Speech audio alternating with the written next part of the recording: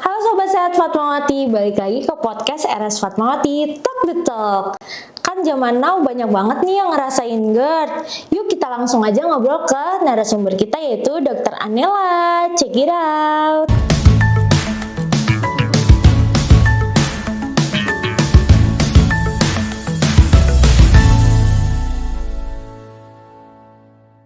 Halo dok, kali ini kita kan mau bahas nih yang biasa orang rasain apa tuh si GERD sama mah biasa. Biasanya orang-orang tuh belum bisa bedain nih mana GERD sama mah biasa. Dalam medis tuh perbedaan mereka berdua tuh apa sih dokter? Iya, jadi sebenarnya GERD sama mah itu sesuatu yang berbeda. Dua-duanya karena asam lambung. Jadi kita bisa mengetahuinya dari pemeriksaan endoskopi namanya. Endoskopi yaitu teropong saluran cerna atas. Gejalanya hampir mirip gitu. Ada rasa nyeri di ulu hati itu biasanya pada sakit mah. Tapi kalau GERD dia ada perasaan panas di dada. Nah itu perbedaannya. Jadi kalau sakit mah biasa asam lambungnya cuma di lambung aja. Tapi kalau GERD asam lambungnya udah naik ke atas ke kerongkongan. Gitu. Oke, dari heartburn tadi antara naik ke atas, rasa terbakar, biasanya tuh ada gejala-gejala tersembunyi yang orang-orang tuh nggak tahu kalau oh ini tuh GERD. Selain rasa terbakar di nyeri ulu hati tuh apalagi sih dok? Iya, jadi ada gejala-gejala yang mirip dengan penyakit-penyakit yang lain ya. Misalnya pasien merasa sering batuk, terutama malam hari. Ada pasien-pasien yang sering kambuh mahnya. Jadi ada juga pasien-pasien asma yang sering kambuh asmanya karena dia asam lambungnya naik ke atas, GERD-nya kambuh gitu. Kemudian ada juga yang pasien yang merasa bau mulutnya terasa pahit. Nah itu juga salah satu dari berbagai macam gejala-gejala GERD. Biasanya apa sih dok faktor gaya hidup modern zaman sekarang yang di masa-masa usia produktif bisa memicu GERD? Ya, jadi di usia produktif ya, yang zaman sekarang yang bisa mencetuskan munculnya GERD itu misalnya orang-orang dengan perokok, kemudian dengan stres tinggi ya. Kalau usia produktif lagi dikejar-kejar deadline pekerjaan, dia stres, biasanya asam lambungnya tinggi, dia bisa naik jadi GERD ya.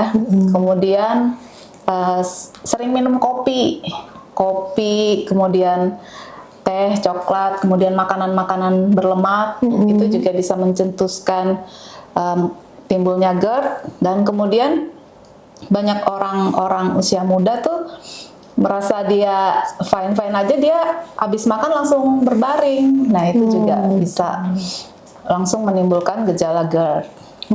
Oke, tadi kan balik lagi nih dok, pernah ngerasain nyeri ulu hati. Tapi kan orang-orang nggak tahu ulu hati itu di mana tempatnya ya. Jadi orang-orang tuh kadang ngiranya ini tuh nyeri jantung, sakit jantung atau lambung, itu bedainnya GERD sama jantung itu kayak gimana sih dok? Ya, nah ini salah satu yang kemarin heboh ya, dibilangnya GERD itu mematikan, padahal sebenarnya bukan. Jadi hampir mirip dengan gejala-gejala orang sakit jantung, tapi kalau sakit jantung itu nyerinya bisa di ulu hati di sini ya, di bagian perut tengah, bagian atas, tapi disertai dengan keringat dingin dan sesak napas.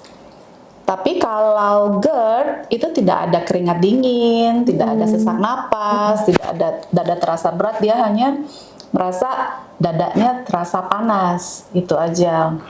Oke. Terus dok, biasanya nih orang-orang yang nonton TV kan biasanya kemakan iklan nih, kalau misalnya sakit lambung minum ini aja, minum ini. Kapan sih orang itu harus tahu kalau dia tuh harus stop minum obat lambung dan harus konsultasi ke dokter? Nah, jadi ya banyak orang ya memang sudah minum obat lambung dalam jangka waktu yang lama, dikiranya minum itu terus-terusan fine-fine aja, sebenarnya tidak boleh. Jadi kapan kita harus ke dokter? Nah, ada namanya red flag sign. Oke. Bendera merah itu tanda peringatan ya. Misalnya orang dengan muntah darah, muntah kehitaman, atau buang air besarnya kehitaman, kemudian ada sulit menelan, kemudian penurunan berat badan yang tidak bisa kita jelaskan penyebabnya apa. Nah, itu kita harus cepat-cepat periksa dan dikonsultasikan ke dokter ya, penyebabnya apa. Oke. Dok, jika GERD biasa ini dianggapnya biasa aja, terus dari orangnya juga malas ke dokter tanpa ada penanganan lebih lanjut, itu risiko kesehatan jangka panjangnya apa sih dok biasanya? Ya, tidak bisa disepelekan ya. Jadi GERD ini walaupun kelihatannya cuman karena asam lambung, tapi dia bisa menyebabkan luka di pintu kerongkongan dan lambung. Itu karena asam lambungnya sering naik ke kerongkongan, dia bisa bikin luka di situ. Dan kalau dia bikin luka, penyembuhannya dia akan bikin menyempit. Nah, itu jangan sampai terjadi. Kemudian bisa menyebabkan terjadinya Barrett esophagus. Jadi Barrett esophagus itu adalah perubahan sifat sel-sel di kerongkongan. Nah, dia akan berubah sifat jadi mirip dengan yang di lambung, tetapi itu tidak bisa dibiarkan karena dia bisa berisiko untuk jadi kanker esophagus. Jadi kalau kita ada gejala-gejala GERD, kemudian sudah minum obat, kemudian tidak ada perbaikan, sebaiknya pastikan memang ini GERD atau bukan, kemudian ya diobatin nantinya. Oke, baik. Terus dok, katanya sih orang-orang dengan diagnosa GERD ini nggak boleh makan pedas sama asam. Itu sebenarnya ada toleransi untuk semua pasien atau hanya tertentu aja yang dilarang makan pedas sama asam? Jadi pasien-pasien dengan asam lambung ya, bukan cuma GERD aja. Jadi pasien MAH atau GERD memang sebaiknya menghindari memakan makanan pedas atau asam. Tapi sebenarnya yang mengetahui badan sendiri adalah pasien. Ada pasien yang makan sedikit pedas atau sedikit asam aja dia udah sakit.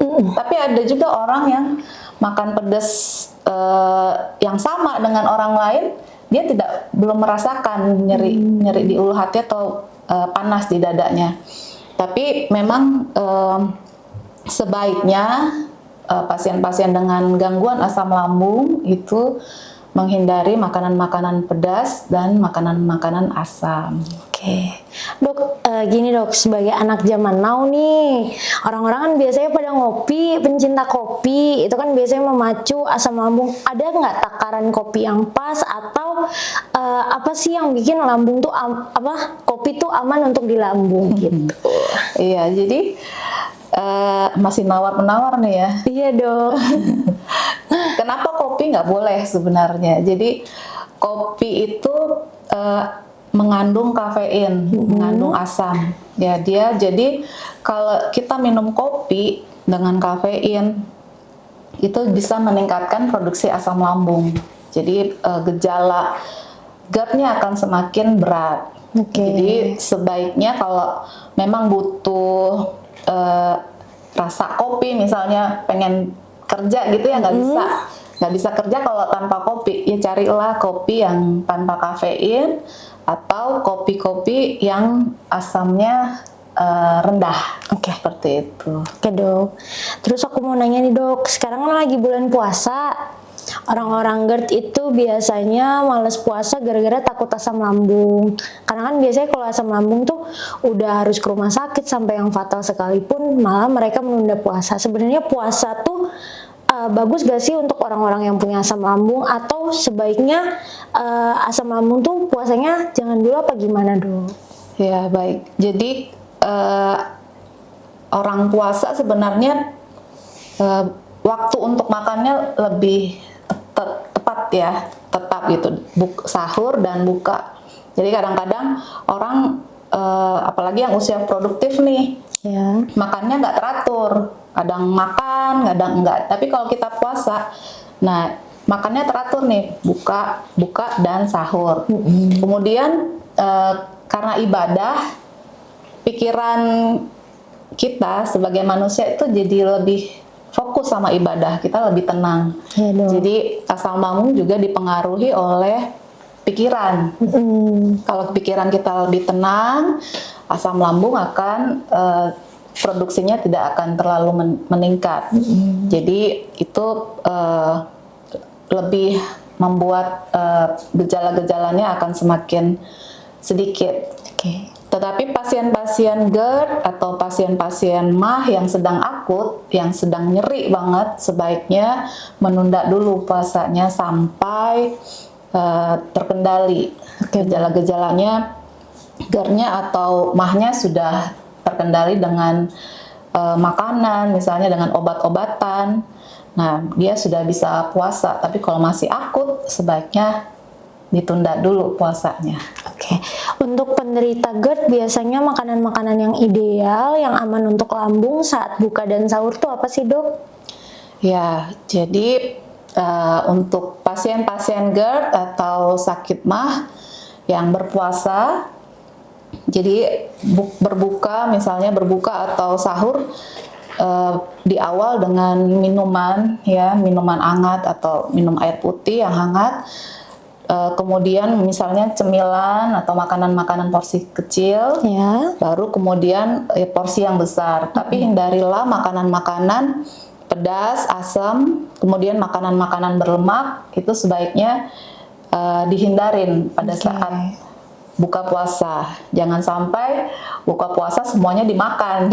Nah, nanti malah nggak bisa nih puasanya, seperti itu. Apa sih namanya, zaman sekarang tuh kan orang-orang pada pengen seblak, terus dimsum mentai, kopi, matcha gitu kan. Iya, Dok, saya salah satunya, Dok. Nah, itu gimana sih caranya untuk menahan biar nggak makan itu semua gitu, Dok? Kayak apa sih biar GERD-nya aman tapi itu semua masuk ke lambung gitu, Dok? Nggak bisa juga, nggak bisa juga ya, Dok, masuk ke lambung. Jadi makanan-makanan yang sudah dipantang, yang tidak boleh atau harus dihindarin, sebaiknya memang harus dihindarin. Jadi kalau lagi sakit, ada pantangan yang harus dihindarin. Jangan sampai pengen dimakan tapi pengen sehat juga, ya nggak bisa. Iya, biasanya kan orang gitu, Dok.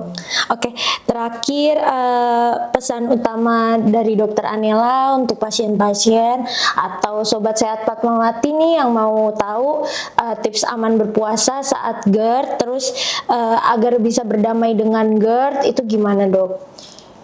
Ya, jadi sobat sehat Fatmawati, tips untuk berpuasa aman ya, pasien-pasien dengan GERD atau sakit MAH, hindarilah makanan-makanan yang berlemak dengan makanan-makanan pedas atau asam, kopi, teh coklat. Kemudian fokus untuk ibadah supaya hati dan pikirannya lebih tenang. Dan memang kalau ada gejala-gejala GERD atau MAH, sebaiknya segera periksakan ke Fatmawati dan nanti akan kita lihat dari endoskopi apakah ada GERD atau MAH pada pasien-pasien tersebut. Oke, baik. Jadi pemirsa, sobat-sobat sehat Fatmawati, kalau mau langsung ke narasumber kita, spesialis penyakit dalam, kalau mau dicek lambungnya, endoskopi, datang aja ke Fatmawati. Di sini kita punya tempat unggulan untuk endoskopi ya, Dok ya. Ditangani langsung sama Dokter Anela.